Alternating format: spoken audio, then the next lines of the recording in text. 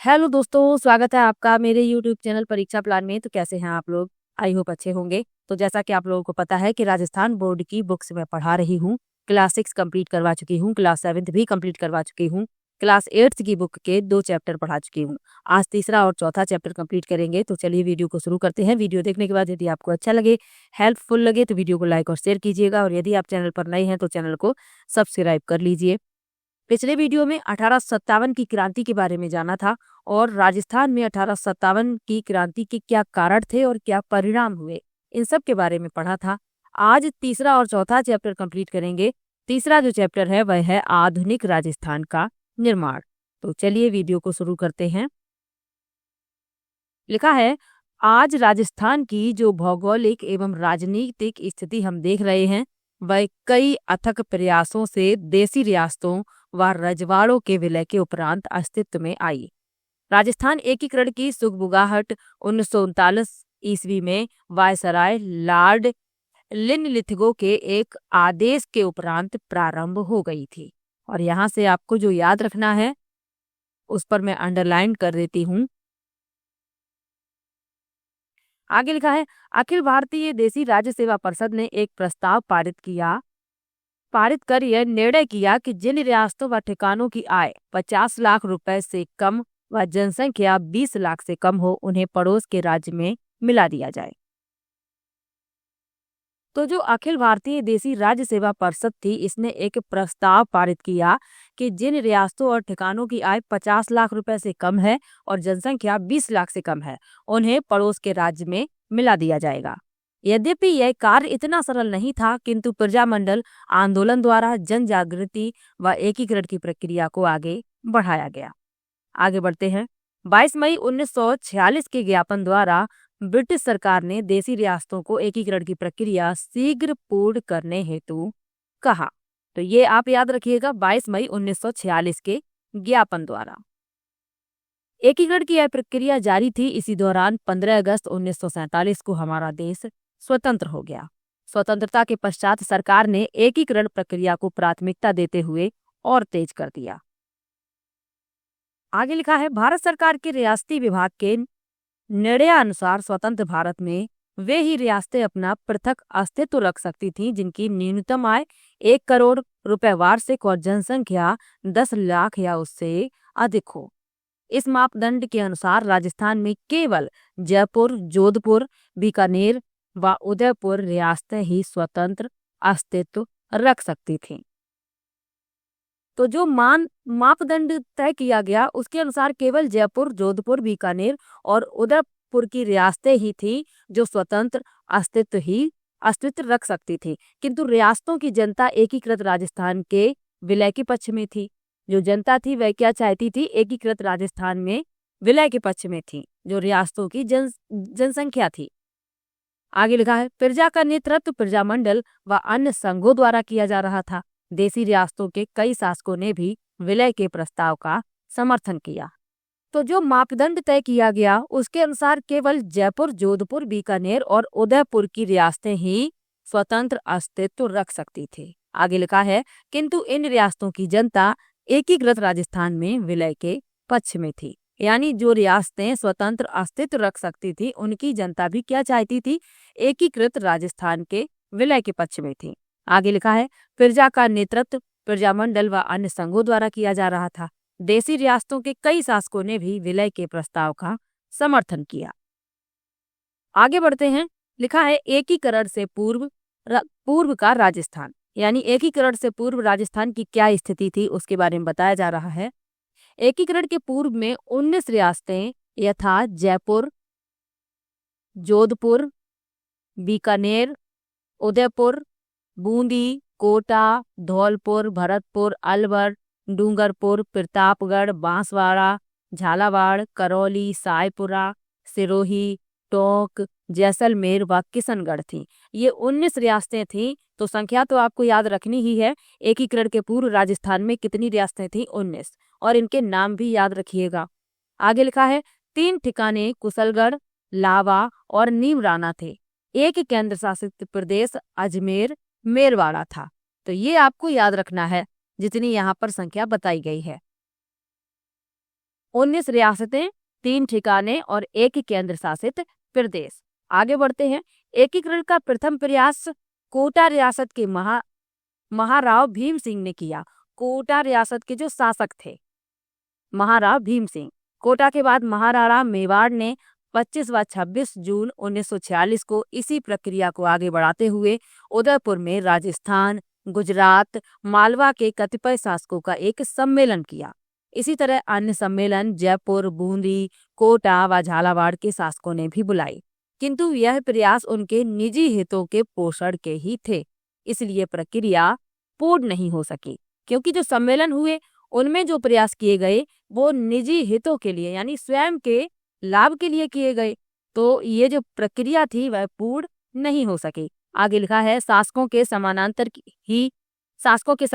ही जनता से सीधी जुड़ी संस्थाएं एवं संगठन भी एकीकरण की प्रक्रिया में सक्रिय रहे। राज्य प्रजा परिषद व प्रजामंडल के प्रयास संपूर्ण राजस्थान को एक इकाई के रूप में गठित कर भारतीय संघ में शामिल करने के लक्ष्य को लेकर जारी थे। तो जो राज्य प्रजा परिषद थी और प्रजामंडल थी, इनके प्रयास क्या थे? संपूर्ण राजस्थान को एक इकाई के रूप में गठित करने के और भारतीय संघ में शामिल करने के, और यही लक्ष्य इनका जारी भी रहा। आगे बढ़ते हैं। एकीकरण के चरण, यानी जो एकीकरण हुआ ये चरणों में पूर्ण हो पाया, एक साथ नहीं हो पाया। तो एकीकरण के चरण बताए जा रहे हैं। राजस्थान का एकीकरण एक जटिल एवं चुनौतीपूर्ण प्रक्रिया थी। दीर्घकाल से अस्तित्व में रही देसी रियासतों एवं ठिकानों को एक ही सामान्य प्रशासनिक व्यवस्था के तहत लाना कठिन कार्य था।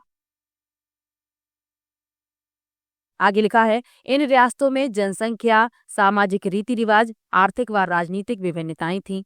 कुछ रियासतों में परंपरागत पद्धति से प्रशासन का संचालन हो रहा था, तो कुछ में आधुनिक शासन के मूल्य प्रचलित हो गए थे। इन सभी क्षेत्रों में एक समान राजनीतिक प्रशासनिक व्यवस्था की स्थापना और समग्र रूप से उनका आर्थिक विकास करना, नई सेवाओं की स्थापना, नए नियम बनाना आदि कार्य चुनौतीपूर्ण थे, क्योंकि जो रियासतें थीं अलग अलग तरीकों से उनमें शासन किया जा रहा था। किसी रियासत में आधुनिक शासन के मूल्य प्रचलित थे, किसी में परंपरागत पद्धति से प्रशासन का संचालन हो रहा था। तो इन सभी को नई सेवाओं की स्थापना के लिए, नए नियम बनाने के लिए एक साथ लाना एक चुनौतीपूर्ण कार्य था।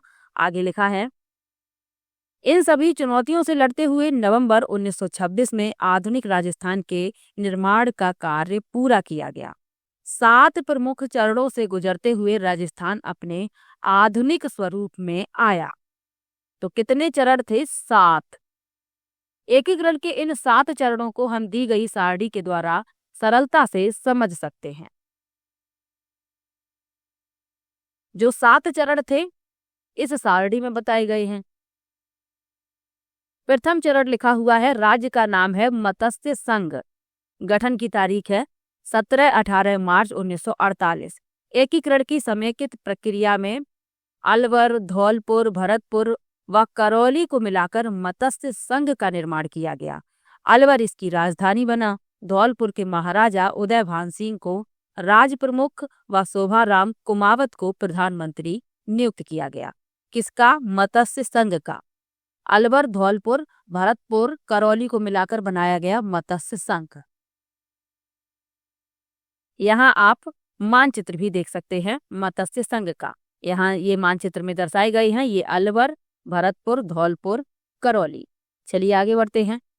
द्वितीय चरण में पूर्व राजस्थान या राजस्थान संघ। गठन की तारीख क्या है? 25 मार्च 1948। बांसवाड़ा, कोटा, बूंदी, झालावाड़, टोंक, डूंगरपुर, प्रतापगढ़, किशनगढ़ व सायपुरा रियासतों तथा कुशलगढ़ व लावा ठिकानों को मिलाकर द्वितीय चरण पूरा हुआ। कोटा को राजधानी बनाया गया। कोटा के महाराव भीम सिंह राज प्रमुख व गोकुल लाल आसावा प्रधानमंत्री बने। किसके बने? राजस्थान संघ या पूर्व राजस्थान के। यहाँ आप मानचित्र में भी पूर्व राजस्थान का मानचित्र देख सकते हैं, ये वाला। चलिए आगे बढ़ते हैं। तृतीय चरण में संयुक्त राजस्थान का गठन हुआ। गठन की तारीख क्या है? 18 अप्रैल 1948। संयुक्त राजस्थान में उदयपुर मेवाड़ का विलय कर दिया गया। मेवाड़ के भूपाल सिंह को राज प्रमुख तथा माणिक लाल वर्मा को प्रधानमंत्री नियुक्त किया गया। पंडित जवाहरलाल नेहरू ने इस विलय का उद्घाटन किया। यहाँ आप मानचित्र देख सकते हैं संयुक्त राजस्थान का। चलिए आगे बढ़ते हैं। चतुर्थ चरण में वृहद राजस्थान का गठन किया गया। गठन की तारीख है 30 मार्च 1949। संयुक्त राजस्थान में जयपुर, जोधपुर, बीकानेर व जैसलमेर का विलय हुआ। राजस्थान का स्थापना दिवस भी 30 मार्च को मनाया जाता है और ये कई प्रतियोगी परीक्षाओं में पूछा भी गया है। प्रश्न पूछा जाता है कि राजस्थान का स्थापना दिवस कब मनाया जाता है, तो 30 मार्च को।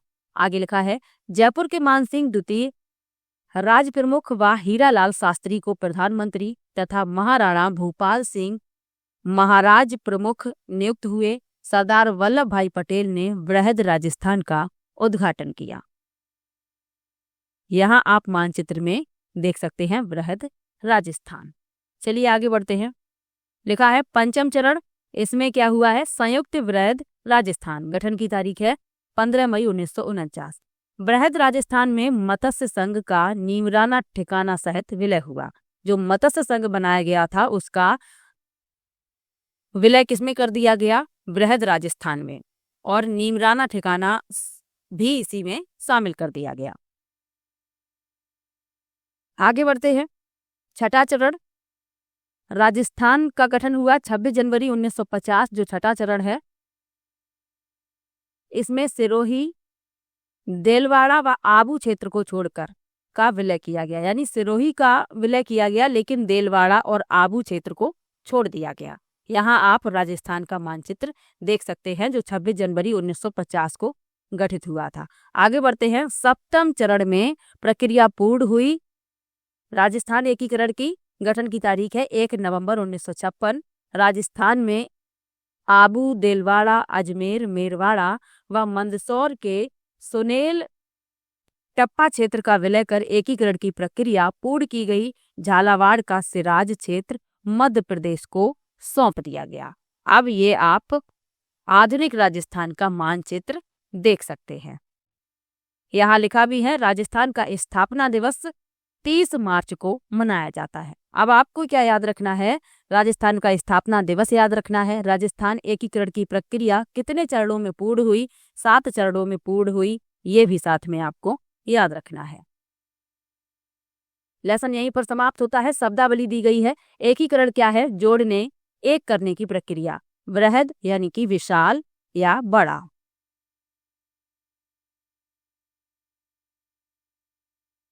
दो बहुविकल्पी प्रश्न दिए गए हैं। संयुक्त वृहद राजस्थान में कौन सा क्षेत्र शामिल नहीं था? तो अजमेर मेरवाड़ा क्षेत्र शामिल नहीं था। संयुक्त राजस्थान के राज्य प्रमुख थे भूपाल सिंह। चलिए आगे बढ़ते हैं, अगले चैप्टर पर चलते हैं। अध्याय 4 है जनसंख्या। तो चलिए इस लेसन को भी कंप्लीट कर लेते हैं। लिखा है प्रत्येक राज्य का उद्देश्य है निरंतर विकास के मार्ग पर अग्रसर रहना। राज्य के विकास के लिए कई उत्तरदायी कारक होते हैं। इन्हीं कारकों में से एक है उस राज्य में रहने वाली जनसंख्या अथवा आबादी। राज्य की जनसंख्या ही उसके समग्र विकास को संभव बनाती है। लोग अपनी शारीरिक एवं मानसिक क्षमता के अनुसार प्रकृति में उपलब्ध वस्तुओं से अनेक संसाधनों का निर्माण करते हैं जो राज्य को विकास के पथ पर आगे बढ़ाते हैं। इस अर्थ में किसी भी क्षेत्र की जनसंख्या सबसे महत्वपूर्ण संसाधन होती है। आगे लिखा है इसलिए हमारे राज्य की जनसंख्या एवं उसके विभिन्न पक्षों का अध्ययन अति आवश्यक है। क्या आप जानते हैं कि हमारे राज्य की कुल जनसंख्या कितनी है? किन क्षेत्रों में अधिक जनसंख्या निवास करती है तथा किन किन क्षेत्रों में कम? किस जिले में साक्षरता दर सर्वाधिक है और किसमें कम? आइए इस अध्याय में कुछ ऐसे ही प्रश्नों का उत्तर खोजते हैं।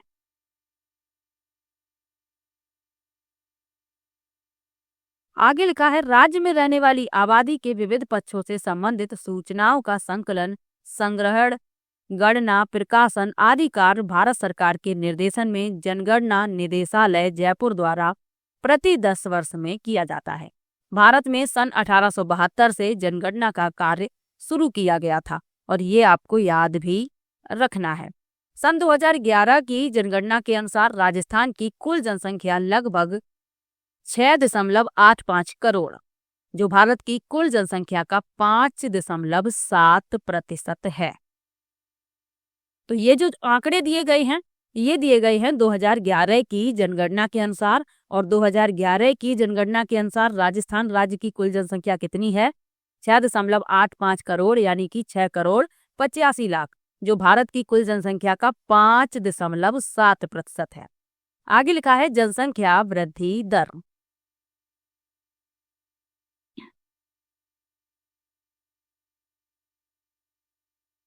किसी निश्चित अवधि में जनसंख्या में आए बदलाव को जनसंख्या परिवर्तन कहते हैं। जनसंख्या का बढ़ना और घटना दोनों ही जनसंख्या परिवर्तन कहलाता है। किसी स्थान की जनसंख्या एक वर्ष या दशक में पिछले वर्ष या दशक से कम हो जाए तो इसे ऋणात्मक वृद्धि कहते हैं, और यदि बढ़ जाए तो उसे धनात्मक वृद्धि कहा जाता है। तो यदि एक वर्ष या पिछले दशक में जनसंख्या कम हो जाए तो यह ऋणात्मक वृद्धि कही जाती है, और यदि बढ़ जाए तो उसे धनात्मक वृद्धि कहा जाता है। आगे लिखा हुआ है राजस्थान की जनसंख्या भी लगातार बढ़ रही है, जो कि उच्च वृद्धि दर का सूचक है। राज्य की जनसंख्या में वृद्धि दर सन 2011 में 21.31% पाई गई। नीचे दिए गए मानचित्र से स्पष्ट है कि बाड़मेर जिले में वृद्धि दर सर्वाधिक 32.5% रही, जबकि श्रीगंगानगर जिले में यह दर सबसे कम 10% रही। और यही आपको याद भी रखना है। सबसे कम कहाँ रही? गंगानगर में, और सबसे अधिक बाड़मेर में। ये मानचित्र यहाँ पर दर्शाया गया है, यहाँ आप देख सकते हैं। ये है बाड़मेर और ये यहाँ पर दिखाया गया है गंगानगर। गंगानगर की सबसे कम रही है। चलिए आगे बढ़ते हैं। लिखा है जनसंख्या घनत्व। जनसंख्या घनत्व क्या होता है, इसके बारे में बताया गया है। जनसंख्या घनत्व एक मापक है जो किसी स्थान की जनसंख्या व उसके क्षेत्रफल में संबंध बताता है, अर्थात एक स्थान के क्षेत्रफल पर निवास करने वाले लोगों की संख्या बताता है, सामान्यतः प्रति वर्ग किलोमीटर में। राजस्थान में जनसंख्या घनत्व 200 व्यक्ति प्रति वर्ग किलोमीटर है। इसका तात्पर्य है कि राजस्थान में प्रति वर्ग किलोमीटर में औसतन 200 व्यक्ति निवास करते हैं। सर्वाधिक जनसंख्या घनत्व जयपुर में है। कितना है? 595 व्यक्ति प्रति वर्ग किलोमीटर, एवं सबसे कम जैसलमेर में है, 17 व्यक्ति प्रति वर्ग किलोमीटर। चलिए आगे बढ़ते हैं। यहाँ पर आप देख सकते हैं राजस्थान कुल जनसंख्या यहाँ पर मानचित्र में दर्शाई गई है। चलिए आगे बढ़ते हैं। राजस्थान में जनसंख्या का वितरण असमान है। पश्चिमी राजस्थान में कम तो उत्तर पूर्वी राजस्थान में जनसंख्या अधिक है, और ये आपको याद भी रखना है। जो पश्चिमी राजस्थान है इसमें जनसंख्या कम है और उत्तर पूर्वी में जनसंख्या अधिक है। राज्य की कुल जनसंख्या का लगभग 10% भाग केवल जयपुर जिले में रहता है, तभी तो वहां पर जनसंख्या घनत्व अधिक है, क्योंकि जितनी जनसंख्या राजस्थान की है उसका 10% भाग जयपुर में ही निवास करता है। तो वहीं जैसलमेर में राज्य की 1% से भी कम जनसंख्या निवास करती है, इसीलिए वहां जनसंख्या घनत्व भी कम है। आगे लिखा है पश्चिमी मरुस्थलीय प्रदेश में राज्य के लगभग 61% भूभाग पर लगभग 40% जनसंख्या निवास करती है। यहाँ जनसंख्या घनत्व सबसे कम 130 व्यक्ति प्रति वर्ग किलोमीटर है, और ये आपको याद भी रखना है। कहाँ बताया जा रहा है? पश्चिमी मरुस्थलीय प्रदेश में। आगे लिखा है जयपुर, अलवर, भरतपुर, दौसा, धौलपुर, टोंक, सवाई माधोपुर, करौली, भीलवाड़ा आदि राज्य के पूर्वी समतल मैदानी क्षेत्र के जिले, जिनमें राज्य के केवल 20% भूभाग पर राज्य की लगभग 33% जनसंख्या निवास करती है। यहाँ का जनसंख्या घनत्व 332 व्यक्ति प्रति वर्ग किलोमीटर है, जो राज्य में सर्वाधिक है। तो यहाँ पर आप अंतर देखिएगा, 61% भूभाग पर कितनी जनसंख्या निवास कर रही है? 40%, और यहाँ 20% भूभाग पर 33% जनसंख्या निवास कर रही है। इसीलिए यहाँ पर जनसंख्या घनत्व कैसा है? अधिक है, और राज्य में सर्वाधिक है, ये भी याद रखिएगा। चलिए आगे बढ़ते हैं।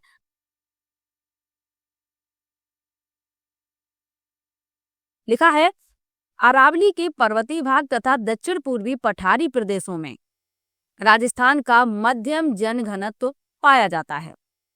पश्चिमी राजस्थान में कठिन भौगोलिक परिस्थितियों के आधारभूत सुविधाओं की कमी के कारण जनसंख्या कम है, क्योंकि जो आधारभूत सुविधाएं हैं वो वहां पर उपलब्ध नहीं है, इसीलिए जनसंख्या कैसी है, कम है।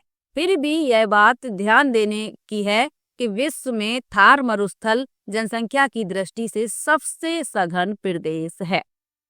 मैदानी भाग में कृषि के अनुकूल परिस्थितियों जैसे कि समतल मैदान, पानी की उपलब्धता, देश की राजधानी दिल्ली से समीपता, उद्योग, वाणिज्य और परिवहन की आधारभूत सुविधाएं होने के कारण विकास अधिक होने से जनसंख्या भी अधिक निवास करती है, क्योंकि यहाँ पर लोगों को सभी सुविधाएं आसानी से उपलब्ध हैं, इसीलिए यहाँ पर जनसंख्या निवास करती है अधिक। कहाँ पर? मैदानी भाग में। यहाँ पर कृषि की अनुकूल परिस्थितियां भी हैं, पानी भी उपलब्ध है और जो देश की राजधानी है उसकी समीपता भी है, उद्योग हैं, वाणिज्य और परिवहन की सुविधाएं भी हैं, तो यहाँ पर अधिक जनसंख्या निवास करती है। यहाँ पर आप देख सकते हैं राजस्थान जनघनत्व दर्शाया गया है प्रति व्यक्ति प्रति वर्ग किलोमीटर पैमाने मानचित्र में, और यहाँ लिखा हुआ है कि मानचित्र जो है पैमाने पर आधारित नहीं है और राजस्थान में जिलेवार जनसंख्या घनत्व आंकड़े हैं ये 2011 की जनगणना के अनुसार। चलिए आगे बढ़ते हैं। अब लिखा है लिंगानुपात के बारे में। लिंगानुपात क्या होता है? 1000 पुरुषों पर जितनी महिलाओं की संख्या होती है, तो यही आगे लिखा हुआ है। प्रति 1000 पुरुषों पर स्त्रियों की संख्या को लिंगानुपात कहा जाता है। लिंगानुपात से हमें समाज में महिलाओं की स्थिति का पता चलता है। सन 2011 की जनगणना के अनुसार राजस्थान में लिंगानुपात 928 है, यानी कि 1000 पुरुषों पर महिलाओं की संख्या कितनी है? 928, जबकि 6 वर्ष से कम आयु के बच्चों में लिंगानुपात केवल 888 है, जो अत्यंत कम है। राजस्थान में सर्वाधिक लिंगानुपात डूंगरपुर जिले में है, कितना है? 994 महिलाएं प्रति 1000 पुरुष, एवं सबसे कम धौलपुर में है, कितना है? 846 महिलाएं प्रति 1000 पुरुष। तो ये 2011 के आंकड़े हैं, तो आप याद रखिएगा सर्वाधिक लिंगानुपात है डूंगरपुर जिले में और सबसे कम है धौलपुर जिले में। यहाँ पर लिंगानुपात मानचित्र में दर्शाया गया है। चलिए आगे बढ़ते हैं। अब लिखा है साक्षरता। लिखा है किसी क्षेत्र अथवा राज्य की कुल जनसंख्या में पढ़ने एवं लिखने में सक्षम जनसंख्या के आधार पर साक्षरता दर ज्ञात की जाती है। जनसंख्या की साक्षरता दर से किसी भी क्षेत्र की सामाजिक एवं आर्थिक स्थिति का पता लगाया जा सकता है। यह जनगणना में एक महत्वपूर्ण बिंदु है। सन 2011 की जनगणना के अनुसार राज्य की कुल साक्षरता 66.11% है, और ये याद भी रखिएगा। 76.6% के साथ कोटा राज्य की सर्वाधिक साक्षरता वाला जिला है, जबकि सबसे कम साक्षरता वाला जालौर है। इसमें कितनी है? 54.9%। तो राज्य की कुल साक्षरता है 66.11%, सर्वाधिक है कोटा जिले की, कितनी है? 76.6%, और सबसे कम है जालौर जिले की 54.9%। राजस्थान में पुरुषों में साक्षरता 79.19% है, जबकि महिलाओं में साक्षरता 52.12% है। पुरुष व महिला साक्षरता क्रमशः झुंझुनू एवं कोटा में सर्वाधिक तथा क्रमशः प्रतापगढ़ एवं जालौर में न्यूनतम है। राज्य सरकार शिक्षा के सार्वजनिकरण के लिए अनेक योजनाएं लागू कर इस क्षेत्र में निरंतर प्रयास कर रही है। तो ये आपको याद रखना है, जहां जहां मैंने बताया है, जहां अंडरलाइन की है, वो सभी चीजें आपको याद रखनी है। कुल साक्षरता याद रखनी है। सबसे अधिक साक्षरता किस जिले में है? कोटा जिले में है। सबसे कम है जालौर जिले में है। और पुरुषों की साक्षरता कितनी है? 79.19। महिलाओं की कितनी है? 52.12%। ये सब आपको याद रखना है, यहाँ से प्रश्न बन जाते हैं। चलिए आगे बढ़ते हैं। यहाँ पर मानचित्र में भी जिलेवार साक्षरता दर दर्शाई गई है। चलिए आगे बढ़ते हैं। लिखा है ग्रामीण एवं नगरीय जनसंख्या। हमारे राज्य की अधिकांश जनसंख्या गांवों में निवास करती है। राज्य की शहरी आबादी लगभग 25% है, जो छोटे बड़े शहरों में निवास करती है। राजस्थान में सर्वाधिक नगरीय जनसंख्या कोटा जिले में है, जबकि डूंगरपुर जिले में सबसे कम जनसंख्या नगरों में निवास करती है। तो यही छोटी छोटी बातें हैं जिनसे प्रश्न बन जाते हैं। ये आपको याद रखना है। वर्तमान में राज्य में नगरीय जनसंख्या लगातार बढ़ रही है, लोग नगरों की तरफ जा रहे हैं। जैसी वर्तमान में स्थिति चल रही है तो लोग अब नगरों में रहना पसंद कर रहे हैं, इसीलिए जनसंख्या जो है, नगरीय जनसंख्या लगातार बढ़ रही है। अब लिखा है अनुसूचित जनजातियों के बारे में, तो चलिए पढ़ लेते हैं। लिखा है राजस्थान में अनेक जनजातियां निवास करती हैं। अनुसूचित जनजातियां अधिकतर गांव में, पहाड़ों, पठारों और जंगलों में निवास करती हैं। अधिकांश जनजातियां खेती, मजदूरी, जंगल के उत्पाद को एकत्र कर अपना जीवन व्यतीत करते हैं।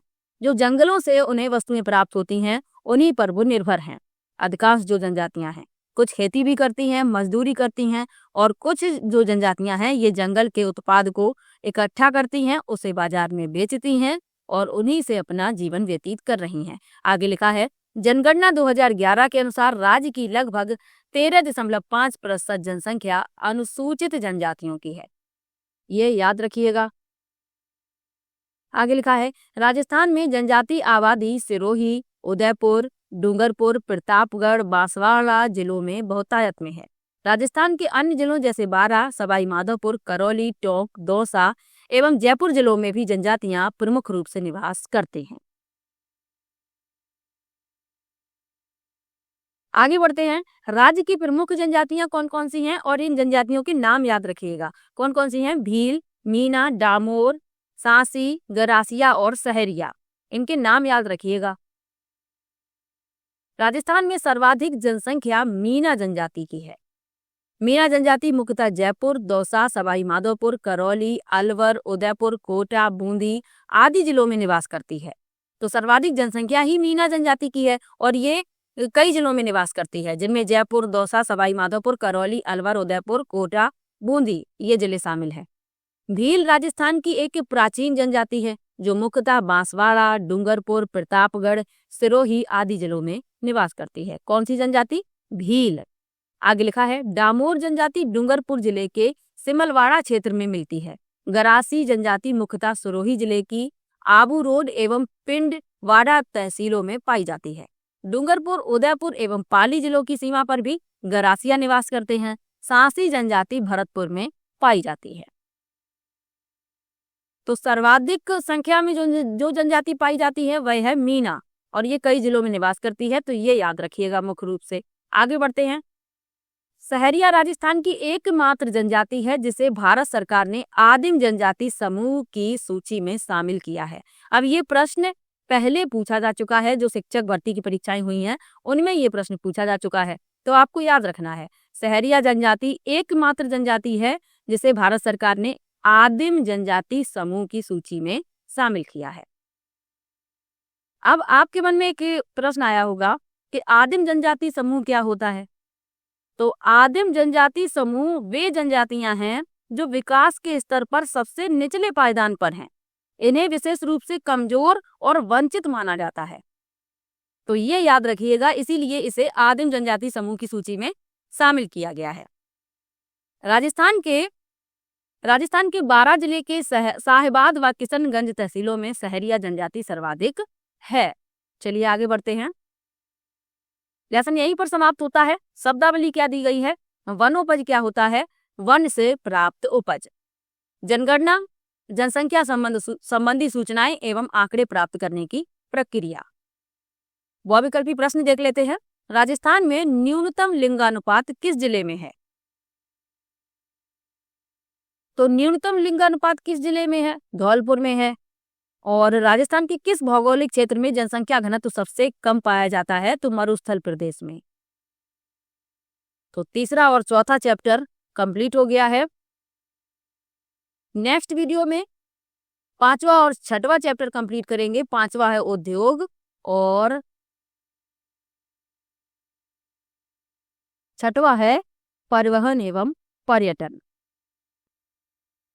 तो जैसे ही क्लास 8th कंप्लीट हो जाएगा उसके बाद मैं क्लास 9th की शुरुआत कर दूंगी। लेकिन आप लोग भी तो सपोर्ट कीजिए, मैं लगातार आप लोगों के लिए वीडियो लेकर आती हूँ, पर आप लोग वीडियो को बिल्कुल भी शेयर नहीं करते। आप लोग भी सपोर्ट करेंगे तभी तो मैं 12th तक कंप्लीट करवा पाऊंगी। मैंने 6 to 12 कहा है कंप्लीट करवाने के लिए, तो मैं कंप्लीट करवा दूंगी, पर आप लोग भी सपोर्ट करते रहिए, वीडियो को शेयर कीजिए ताकि ये सभी ज़रूरतमंद लोगों के पास पहुंच सके। तो चलिए मिलते हैं नेक्स्ट वीडियो में। वीडियो कैसा लगा ये कमेंट में ज़रूर बताया कीजिए। तो चलिए मिलते हैं नेक्स्ट वीडियो में, तब तक के लिए बाय बाय।